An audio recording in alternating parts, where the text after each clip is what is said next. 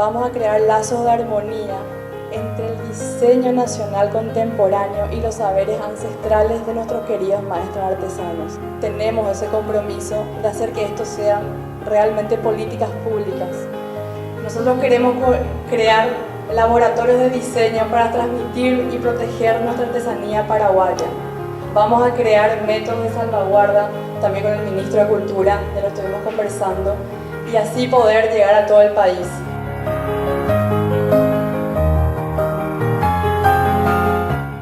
Nosotros pensamos a la artesanía no es solamente un producto.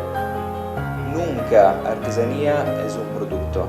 Artesanía es cultura, artesanía es identidad y artesanía es sentido de pertenencia.